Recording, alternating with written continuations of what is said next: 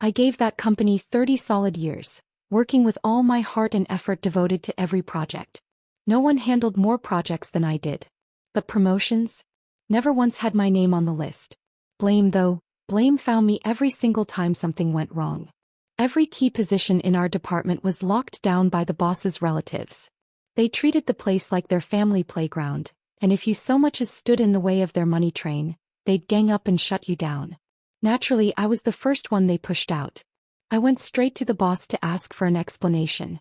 He had the nerve to look me dead in the eye and say, "Sarah, you're getting older. You just don't have the stamina anymore." Then he had the audacity to suggest I retire early, as if it were my idea. When my son Jordan heard, he nearly jumped out of his chair from excitement. "Mom, come work with me," he said, grinning like he'd just won the lottery. So I did. I left that company behind and joined Jordan's team. Only then did Steve, my previous boss, realize the person he kicked out was the backbone holding the place together. I used the network I'd built over the years to land the company a sizable project, and we were deep in the thick of it, pushing things forward at full speed. Steve, my boss, caught wind of it and couldn't help but sneer. In his eyes, I was just a washed-up freeloader coasting on past glory. He chalked the deal up to pure luck and nothing more. Meanwhile, his whole gaggle of relatives at the company kept throwing wrenches in my way, nitpicking everything I did. Jordan couldn't stand it. He tried more than once to get me to quit. "Mom, that place doesn't deserve you. You've given them enough." But I did the math. Between the pension, severance, and healthcare coverage, I was looking at tens of thousands of dollars. I gritted my teeth and told myself I'd hang on just 6 more months. Turns out I didn't even get that long. Steve's secretary, who was, let's be honest, more like his mistress, was actually the daughter of a distant cousin. She was maybe 27, 28. To secure my position for herself, she took it upon herself to comb through my compensation package.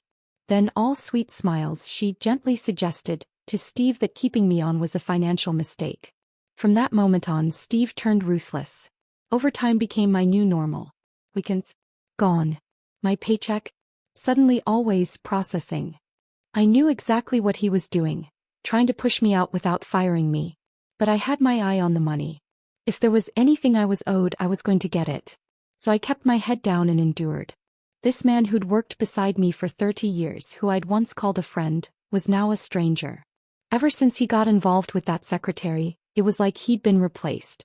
She whispered in his ear every other day, and Steve actually started calling me out in front of everyone during meetings, blowing small errors way out of proportion. His relatives, who'd always resented how much I made, saw which way the wind was blowing and pounced.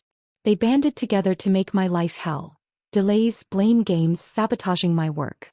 A straightforward project got completely derailed. In the end, it failed. The company took a loss of nearly $40,000. Steve exploded. He dragged me into his office and laid into me. "Sarah, what the hell is going on with you?" he shouted. "Are you so old now you can't even manage a basic project?" I kept my voice steady and tried to explain. "Steve, this isn't on me. The team's refusing to follow." I didn't even finish the sentence. He suddenly grabbed a folder from his desk and hurled it at my face. I wasn't expecting him to actually lash out, so I didn't move. The sharp corner of the folder caught me right on the forehead, tearing the skin. A hot sting shot through me as blood started running down my face. I reached up and touched it. My fingers came back soaked in red. But it wasn't the pain that stunned me. It was the shock. Steve had laid hands on me. 30 years. 30 years of working side by side. And this is how he ended it. His expression shifted just for a second. Maybe guilt. Maybe not. Whatever flicker crossed his face, it vanished fast. He looked at me coldly. "Go get that taken care of at the clinic. And by 8 a.m. tomorrow, I want a recovery plan on my desk. If not, well, you know what that means."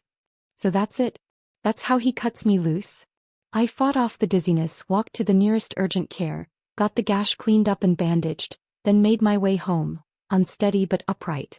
I'm 59 this year, just 7 years shy of retirement. From the day I joined Steve's company at 29, all the way to today, it's been 30 years.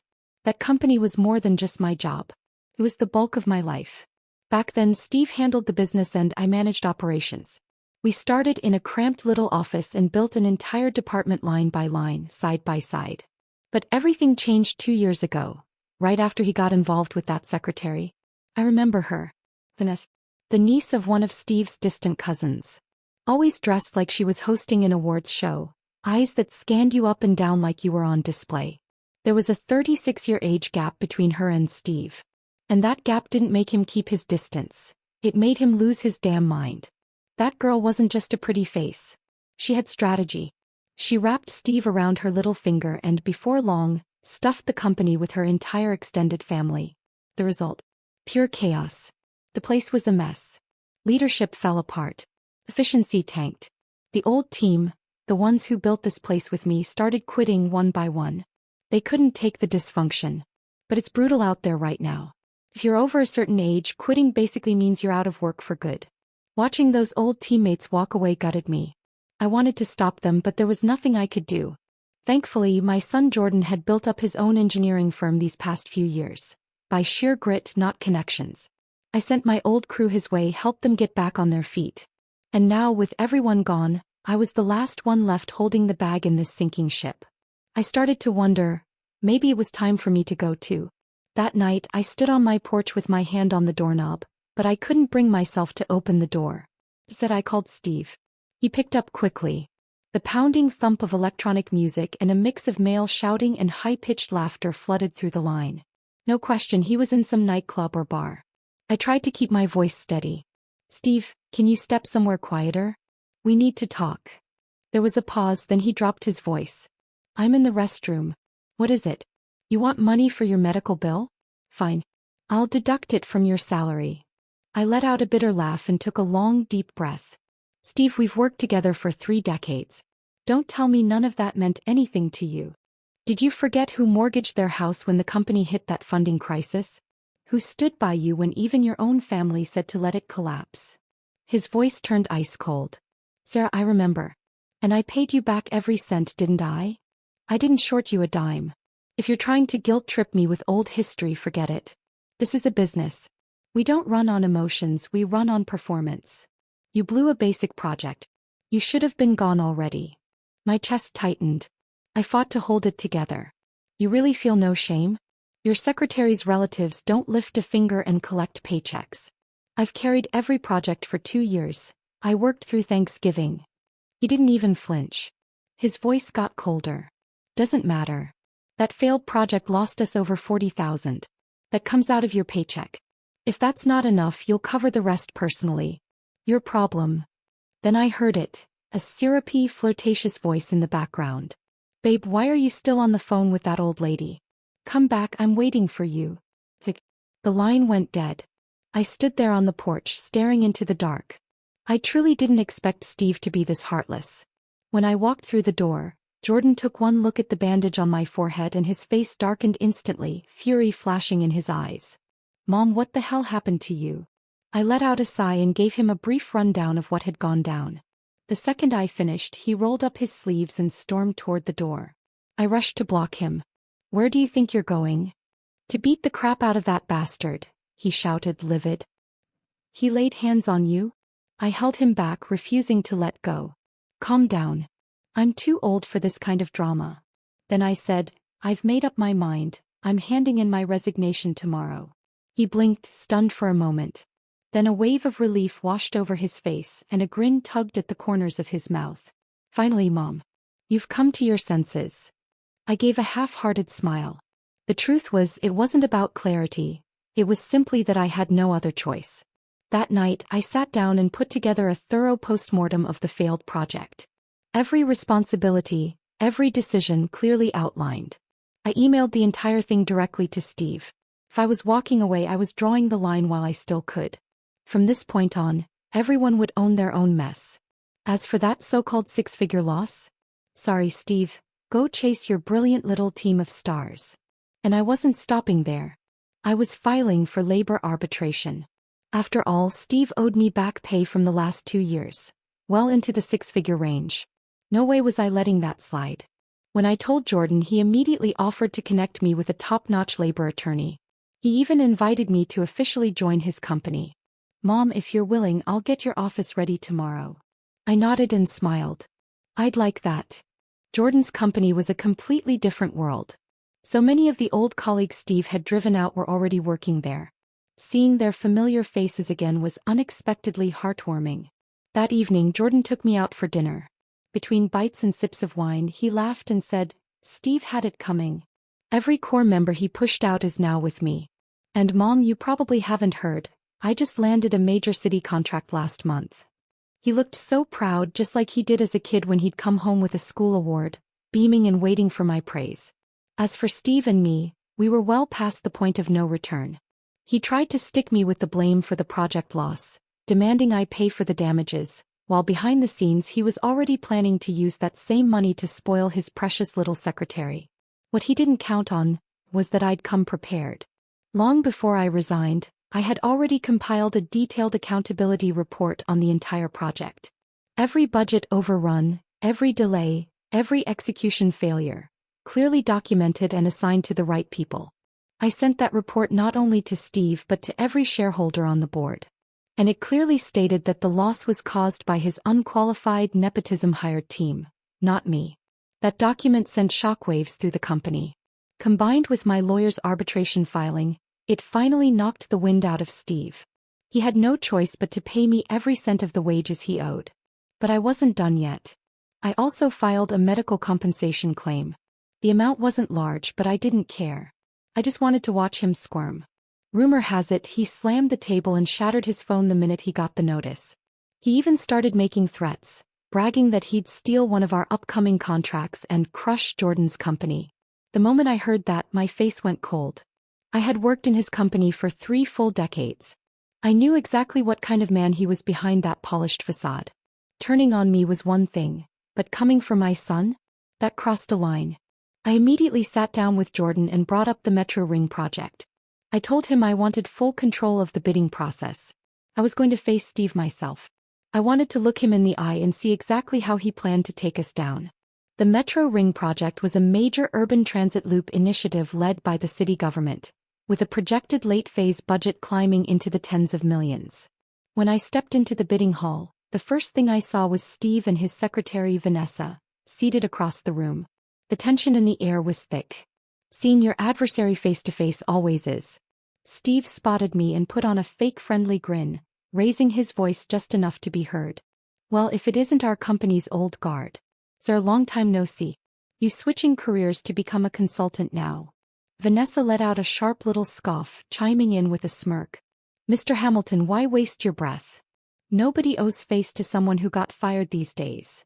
I brushed a speck of lint off my blazer sleeve and replied, cool and steady, "Steve, I have to hand it to you. You're really living your best life. 60-something and still keeping up with a secretary in her 20s. I hear your wife hasn't caught on yet. Must be quite the balancing act." The smile froze on his face. "You threatening me?" he muttered, voice low and eyes flaring with rage. I gave him a dry chuckle. "Please. Don't flatter yourself. If I had the time I wouldn't waste it on you." Vanessa leaned in, pasted on a sugary smile and whispered in his ear, "Baby, don't bother. She's just a washed-up has-been. We're here to win this contract, not argue with nobodies." She batted her lashes and patted his arm like she was calming a spoiled child. And like clockwork, Steve's temper cooled a bit. He gave a little cough. "You are right, she's not worth it. Let's stay focused." The hall was filled with company reps, but only 2 firms were real contenders: Steve's Hamilton Construction and my son's company, Miller & Company. The rest were just there to observe and maybe learn a thing or two. Once bidding began, the city's project office threw in a curveball. To improve efficiency, they announced they'd split the contract into 2 parts: Phase A for initial construction and Phase B for final completion. Each would be awarded to a separate firm. Phase A went to us. Phase B went to Steve. His face darkened on the spot. He had his eyes on the full project. Getting only half was a slap in the face. Then the lead official delivered the final blow. "We heard about your recent project failure, Mr. Hamilton. This is a critical job. We can't afford another risk. If you want to stay in the game, prove you're serious. Otherwise, we're more than happy to give newer teams a chance." The room went stone-cold silent. I kept my head down, flipping through my notes, but I could feel my lips twitching with amusement. Out of the corner of my eye, I saw Steve's jaw tighten so hard I thought he might snap a molar. Some debts don't need collecting. Life has a way of settling the score. But the best part came a month later. I was just arriving at the office when Jordan burst in, practically shaking with barely contained laughter. "Mom, I've got something hilarious. Guess what Steve did last night?" I raised an eyebrow, not taking the bait. "What?" "He sneaked into our office and tried to steal our project plans." Jordan dragged me to a chair, lowering his voice like he couldn't wait to spill. "He called up one of our former employees, right? The guy he forced out. Started asking tech questions like he was desperate. And guess what the guy told him?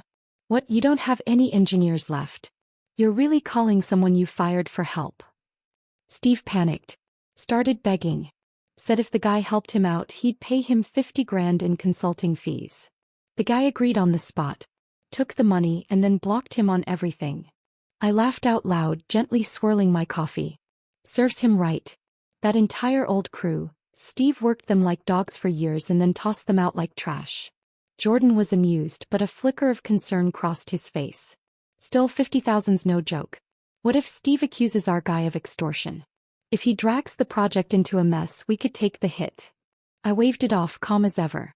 "Don't worry. I know those folks. None of them are pushovers, and none of them make dumb moves." Sure enough, Steve threw a tantrum behind closed doors, but he swallowed his pride in the end. Turns out he still owed that former employee part of his severance. If this ever made it to court, not only would he have to cough up lawyer fees, he might end up owing even more. That's when a thought sparked in my mind. Maybe, just maybe, this was my window. So I invited a few old colleagues out for coffee and compiled a full list of employees Steve had stiffed: wages, benefits, everything he owed. I fronted the initial legal fees and everyone else chipped in to cover the rest. Together we filed the lawsuit.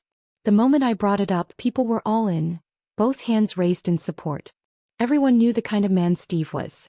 Years ago, some still held back out of loyalty or fear. No, he was a pariah. A walking scandal people couldn't wait to bring down. While our firm was full steam ahead on the new project, Steve's world was unraveling fast. He was dodging court dates and scrambling to find outside help to fill the gaping holes left by his so-called team. The relatives he'd pulled in through family ties? They were fine sipping lattes and posing for selfies in the office, but ask them to draft a proposal or run a technical audit. Might as well have asked a chicken to pole dance. But truthfully, even all of that wasn't enough to satisfy me. Then it hit me, Melody.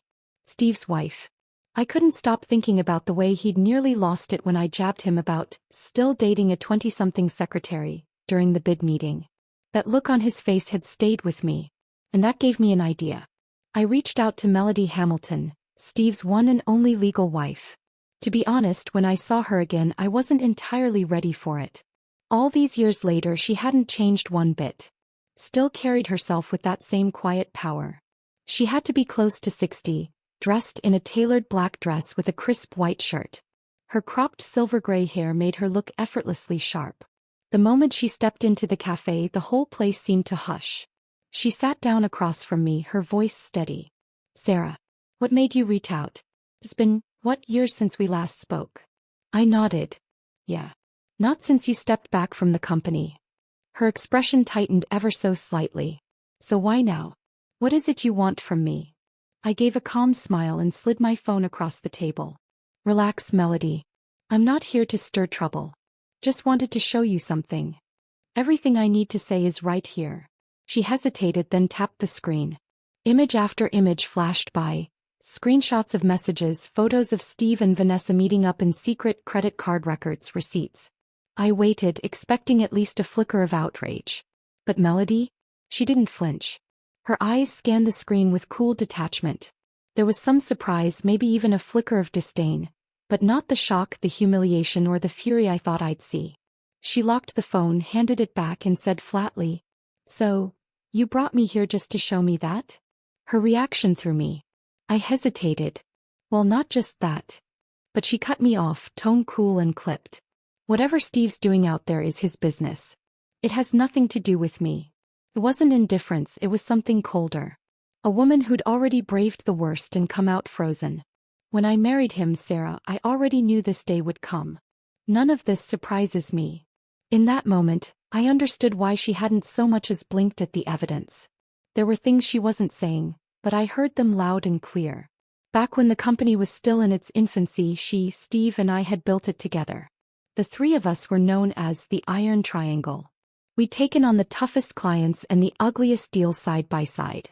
She had a promising career, until her late 30s when she suddenly stepped back and married Steve, who was CEO by then.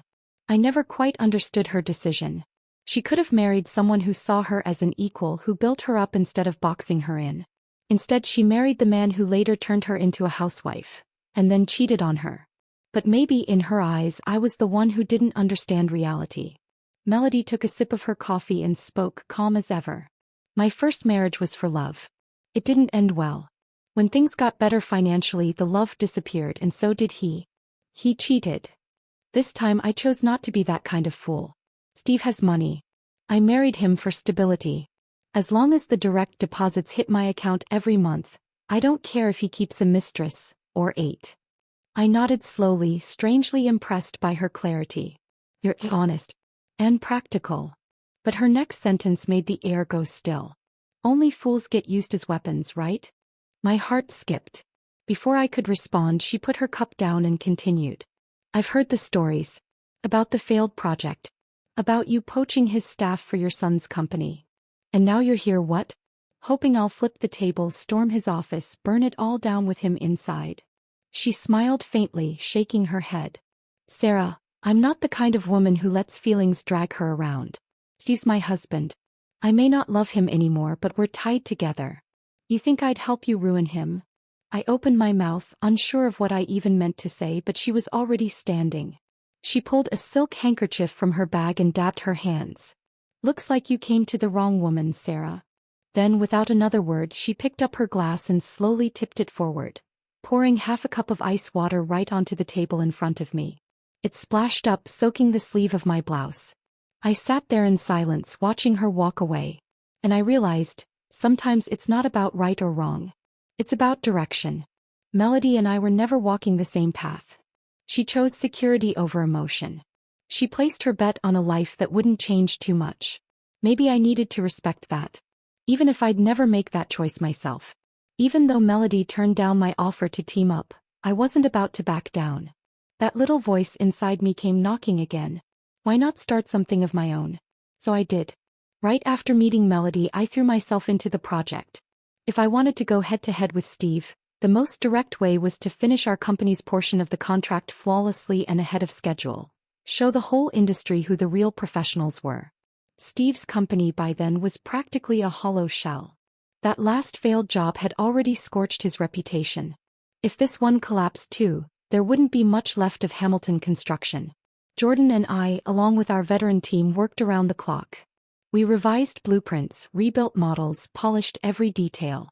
When we submitted the final version to the city's review board, they barely requested any changes. Just a stamp of approval and the green light to break ground. Our firm had been awarded Phase A, the initial leg of the Metro Ring project. We hit every milestone on time, exceeded expectations and earned glowing reviews from the city. Then came Phase B, Steve's half. 3 months in, the city had already sent multiple warnings. But Steve's side had yet to deliver anything meaningful. Half his technical team had walked out. He couldn't afford to hire replacements. And when he tried crawling back to the old crew, they bled him for consulting fees and ghosted him the moment the check cleared. He outsourced what he could, but that only led to more headaches. And then Melody lost her patience. Word got around that she stormed into his office unannounced, threw a folder of receipts in his face, and with ice in her voice said, "Every dollar you spent on that girl, I want it back.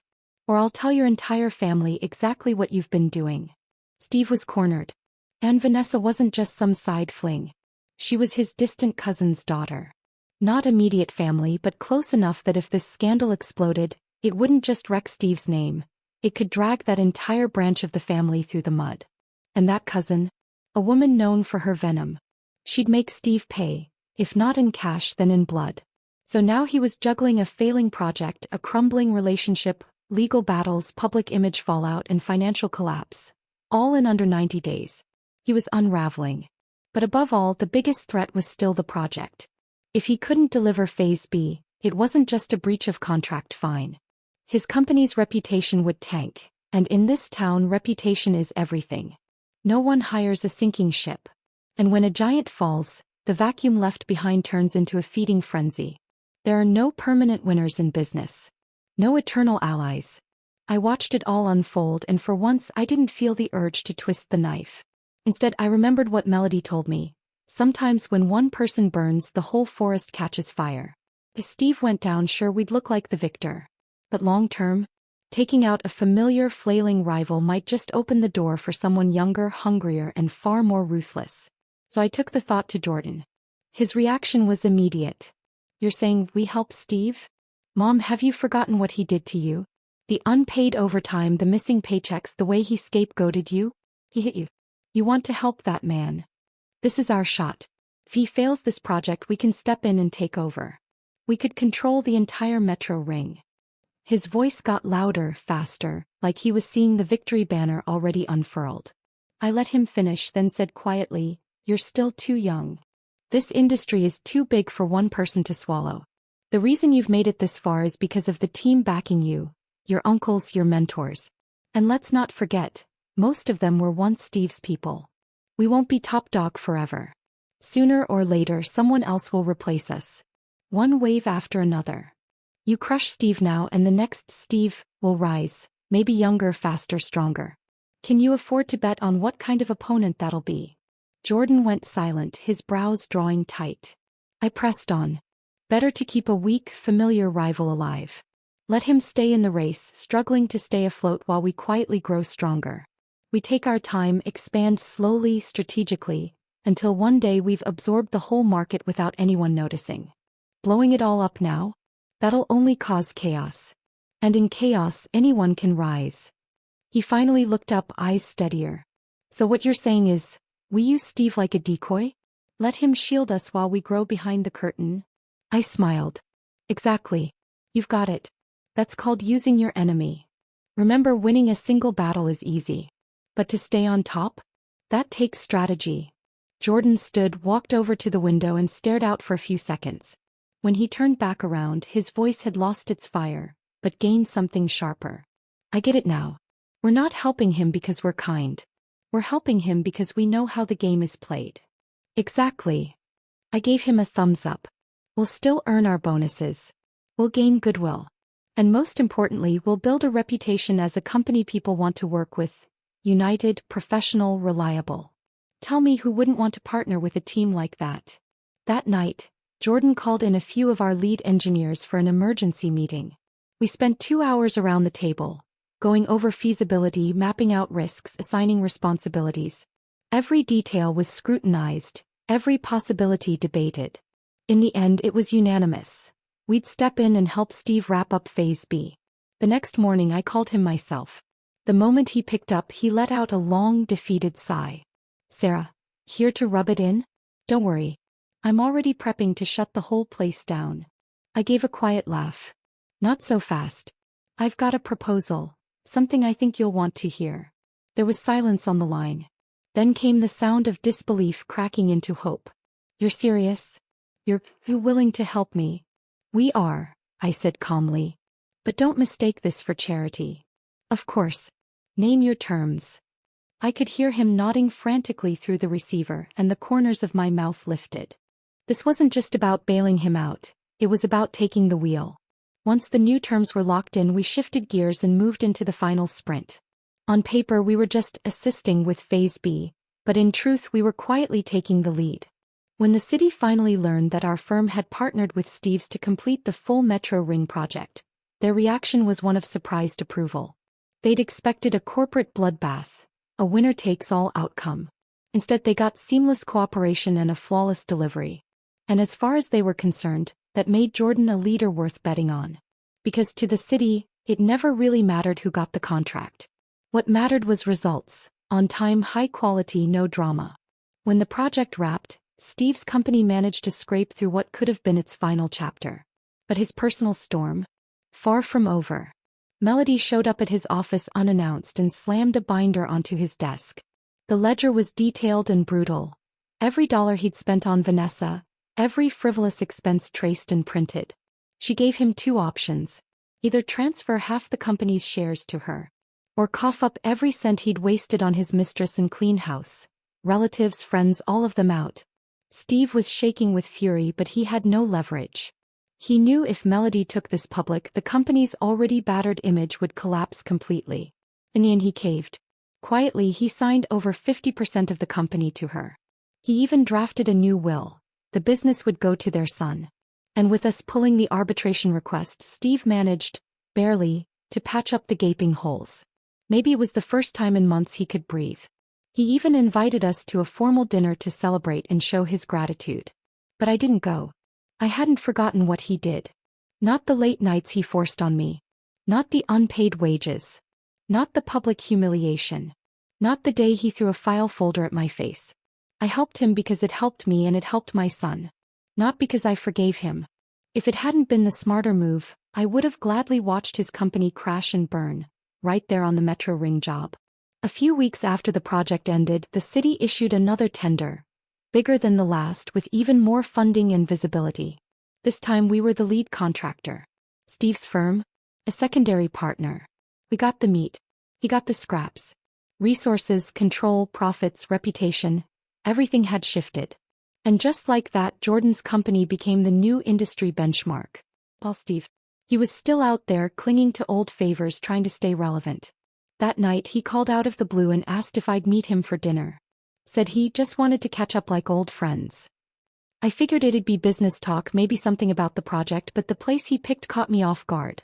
A little street corner barbecue joint that had been around for over a decade.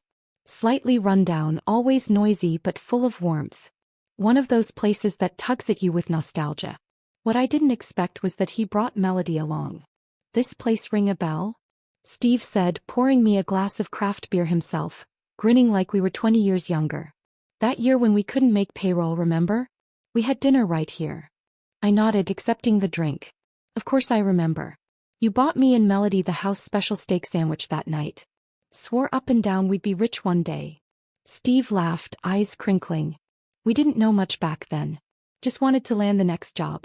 Nobody had their guard up. I took a sip of beer, steady as ever. You can thank your lovely secretary for changing that. If she hadn't spent her days rallying your relatives to push me out, I might never have left. He rushed to agree, nodding furiously. You're right. Absolutely right, Sarah.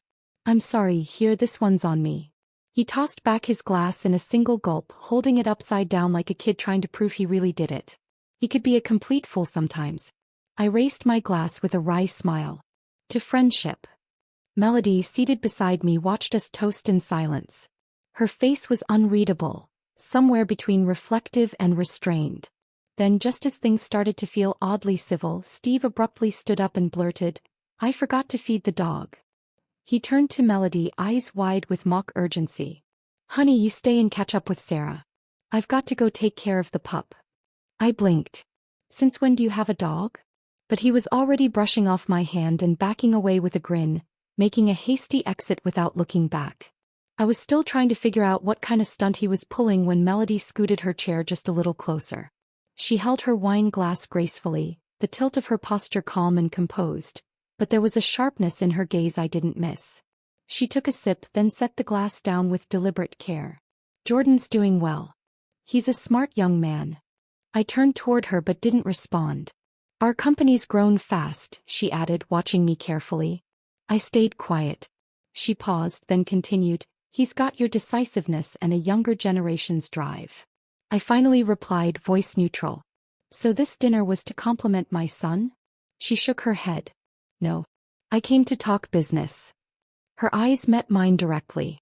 You can see it as clearly as I can. Steve's running on fumes.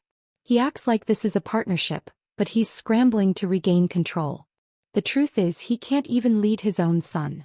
Then she said plainly, I'm not going to watch him drag the company into the ground. And I won't let my son end up broke because of it. I raised a brow. So you want me to go easy on him? No, she said, her voice even. I want you to consider forming a joint division. One led by both our sons, Jordan taking the lead, my son working alongside him. I'll make sure Steve stays out of it. I didn't answer right away. I picked up my water glass and took a slow sip. She gave me a few seconds, then continued, I know this might seem like a burden to you. But long-term it's a challenge for Jordan too. He needs to learn how to manage a teammate he didn't choose. How to balance resources. How to navigate real friction. I set the glass down quietly. My voice was low but direct. This sounds a lot more like you looking for a safety net for your own son. She didn't flinch. Half of it, yes. But I'm not asking you to hand him your company. I'm just trying to keep him from getting shut out of the market completely. I looked at her. And your company? We're not selling, she answered quickly. But we are restructuring. How it evolves from here depends on what they build together. I nodded slightly. You've played this well. Sacrifice Steve's pride to save your son's future. She stayed calm. I'm just doing what a mother's supposed to do. There was a pause before I replied. My voice softened but stayed firm. I'll consider it. But understand this. Jordan is someone I raised from nothing. I won't let anyone treat his trust like an experiment. Melody nodded. Understood. Everything would be above board, open, fair, fully transparent. He'll know the plan from the start. And will cooperate completely. By then the lights outside had dimmed to a soft yellow. The sounds of the street buzzed faintly through the restaurant's open windows. I didn't say yes. But I didn't say no either. That night as I walked home, my mind kept circling back to Melody's words. And I couldn't stop wondering whether this was strategy or survival. The next morning, I had just poured myself a fresh cup of coffee when Jordan walked into the office. He spotted me staring into space and narrowed his eyes. Okay, what are you thinking about now? I slid the mug across the desk to him and said calmly, Melody talked to me last night. He went on alert immediately. What does she want this time? I didn't sugarcoat it. She wants you to partner with her son on the next project. Small team. You take the lead, her son works under you. She says she'll stay on the sidelines, just keep an eye on things. Jordan frowned on the spot. Is she kidding? What can he even do? I'm already stretched thin managing my own crew. You expect me to babysit her son's feelings too? I gave a soft laugh and didn't respond right away. He pressed on. Mom, you didn't say yes to this, did you? I looked him in the eye. No, I didn't. But I do want you to hear it out. He looked genuinely confused. Hear what exactly? Our company's just finding its footing. Why should we hand out chances to someone who hasn't earned them? Her son's got no track record, no connections. What's he bringing to the table? Competition. I leaned back in my chair and spoke gently. Did it ever occur to you that this isn't about the project? It's about giving her son a future that won't collapse under him. That's her problem, he said bluntly. I nodded. It is. But you also need to think bigger. How long do you plan to win by pushing others out? Jordan still looked puzzled. What are you getting at? So I laid it out. She came to us because she knows Steve's finished. And because she knows you've got what it takes. But don't get too comfortable. There are others out there younger than you, hungrier than you, and willing to burn twice as hard. Right now we're winning because we're solid. Not because we're irreplaceable. He took a sip of coffee, quieter now. I continued, if you bring her son into the team but you're still leading the show, then you get real practice managing a team, setting structure, holding people accountable. Not every partnership is dead weight. Some are trial runs. Some are how you learn to lead. He set his mug down and finally asked, so you want me to take him on as a test? See if I can actually manage a group instead of just driving a project by myself. I nodded. That's when leadership really starts. It's not about doing the job. It's about building the people who can. He went quiet again, then sighed. All right. We'll give it a shot. But I'm telling you now, if he slacks off, I'm not babysitting him. I smiled. That's exactly the mindset you need. That evening, Jordan called a quick meeting with the tech leads. He laid out the plan for the joint team. Clear, direct, no fluff. His rule was simple. We lead. They support. Anyone who shows up ready to work will get a real shot to stay. And in that moment, watching him speak with calm authority, setting the tone not just for one job but for a culture, I knew he was starting to grow into something more. He wasn't just running a project anymore. He was learning how to build a legacy. The first few days after the joint project team launched, the office was buzzing. Jordan had laid everything out in advance. Who did what, when things were due, who was assigned to the site, who handled communications. Everything was mapped out down to the hour. Steve's company sent over their team on schedule. 3 people, all seemingly professional and polite. But the one who stood out unmistakably was his son, Kevin. He walked in that morning in a flashy suit, dragging a giant rolling suitcase behind him. Before even greeting anyone, he stopped in the hallway to snap a selfie and posted it to his socials with the caption, "New beginnings." A few of our senior staff watching from their desks rolled their eyes so hard you could hear it. At the first team meeting, Jordan ran things tight. He didn't waste words, but his pace was brisk and his directions sharp. When he got to Kevin's part, he looked him square in the eye. "You'll start by coordinating with the materials team and the site crew. Learn the process. I want a complete inventory list from you by the end of the month." Kevin didn't hide his annoyance. "I thought I was here for more than just grunt work." Jordan didn't even look up. He simply moved on with the meeting. Afterward, Kevin was in the break room stirring his coffee and grumbling just loud enough. "So I'm the office errand boy now?" One of his teammates nudged him gently. "Keep your voice down. Things move fast here, and if you screw up, not even your mom can cover for you." Kevin didn't reply, but that afternoon when he turned in his first materials list, it wasn't even half a page long. Jordan flipped through it, then handed it back without raising his voice. "Take it back and redo it. This job's not as easy as it looks." Kevin took the paper and stormed off, jaw tight and face dark. I happened to be upstairs near the window and saw the whole thing. He came out of the meeting room with fire in his eyes, lips pressed in a tight line. Meanwhile, Jordan stayed put, calmly sorting through files like nothing had happened. After just 1 week, Kevin was already cracking. He had a list of complaints. He had to do everything. He had to learn everything. No one cared about his opinions in meetings. The work assignments. Always the grunt stuff. Site visits, report rewrites, logistics runs. To him it felt like one long setup. That Friday, just before close of day, he called Melody and asked her to meet. They sat at a cafe for almost 2 hours. "Mom, he doesn't respect me," Kevin said, trying to keep his voice low but seething. "He treats me like some intern. Sends me out for field checks, piles me with boring tasks, and then calls me out in front of the whole team." Melody didn't say anything. Kevin kept going. "Didn't you say this would be a growth opportunity? That I'd get to show what I can do? He's just waiting for me to mess up so he can push me out." He leaned in, voice rising. "Mom, aren't you going to step in? Say something." Melody let out a long sigh. "Kevin, you're my son. I'll always be in your corner. But right now you're working at someone else's company. And if you don't follow their rules, you won't last." Kevin froze, clearly not expecting her to take that line. His face dropped. "What are you saying?" "I'm saying," she said evenly, "maybe it's time you learned to adapt, instead of expecting everyone else to bend around you." Her tone wasn't harsh, but it was firm. Honest. Kevin stared at her for a moment, then scoffed, stood up and walked out, leaving his coffee untouched on the table. That evening, Melody couldn't quite shake her worry. She knew her son's temperament. Impatient, prideful, easily set off.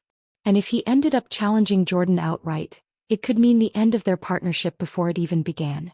So the next morning she showed up at the office in person, saying she was just there to check on the project team's progress. She stood quietly in the doorway of the joint project office. Inside, Jordan was briefing the team, cool and focused. Kevin was off in the corner, arms crossed, silent and stiff. Melody took a step forward, clearly about to say something, when I intercepted her. "Come with me," I said. "If there's something you want to say, let's do it privately." Once we were in my office and she'd barely settled into the chair, I got straight to the point. "You're here to speak up for your son, aren't you?" She froze for a second, caught off guard. "It's not about defending him," she said carefully. "I just worry he won't keep up, and if he drags down the schedule." I didn't let her finish. "If he can't keep up, the last thing you should do is interfere." Her mouth opened, then closed again. She had no response. I continued, calm but firm. "My son is running this project. If you bypass him to come to me, 2 things happen. First, you disrespect his authority. Second, you cripple your own son's credibility. If you want Kevin to have a real future, let him crash into a few walls. Let him fall. Otherwise, one day he gets handed a title he's not ready for, and the entire structure collapses under him." Melody looked down, saying nothing. A few seconds passed before she finally whispered, "He's been in a bad mood lately. I'm worried about him." I softened my tone. "I understand. You're his mother. It's natural to care. But this isn't a favor. This is business. You can love him, but you can't shield him from growth. She looked up, and for the first time, I saw a flicker of agreement in her eyes. I won't step in again, she said quietly. Let the project go forward as planned. If he makes it through, he's earned it. If not, then it's a lesson he needed. I nodded. That was all I needed to hear. For now the issue was settled. But deep down I knew this wasn't over. Kevin wasn't the type to fade quietly into the background. If he felt boxed in, he'd create his own stage. And people like that, they're most dangerous when they try to prove something, because that's when they tend to make the worst decisions. In the final stretch of the project, trouble hit, just like I'd feared. And it was Kevin. Trying to prove himself, he went off script and changed the supplier contract at a critical stage without approval. The result? Delays, material mismatches, and a near disaster that almost brought the whole build to a halt. Jordan found out and didn't waste a second. He grabbed his team and pulled 3 all-nighters in a row, working non-stop to reverse the damage. He didn't sleep, didn't complain, just kept pushing forward, directing every inch of the site himself until it was back on track. When the last brick was laid and the inspection came back clean, I stood at the edge of the construction zone and looked at him, drenched in sweat, shirt clinging to his back, eyes sharp with exhaustion. I couldn't describe the feeling. Pride maybe. Relief. Something deeper. The project was done. Against all odds, it had been delivered, and the result was beyond expectations. The city reps were thrilled. Right there on site, Jordan signed the next contract. Bigger, bolder, more complex. Kevin, on the other hand, was removed from the team. Quietly, completely. Melody didn't argue. She brought him into my office herself, calm and composed. My son, she said, isn't built for this path. She looked me in the eye, voice barely above a whisper. Your son won. I shook my head. This wasn't about winning or losing. He was just ready. Melody nodded slowly. I'll find him another direction.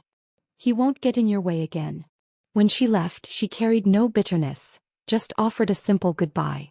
Thank you. I watched her walk out and felt something shift inside me. Some battles don't need to be fought to know who's standing at the end. That was the moment I made my decision. I retired.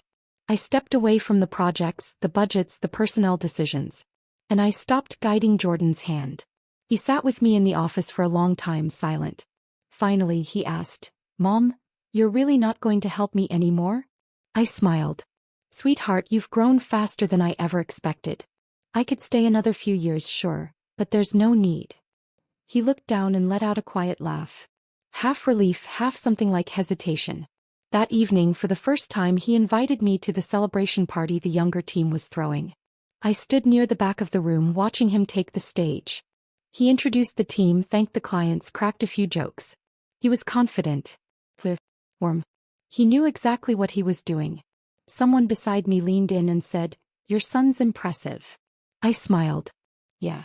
He really is. When the event wound down, Jordan walked over and clinked his glass gently against mine. Mom, he said, do you feel at peace now? I nodded. I do. You've become someone people can count on.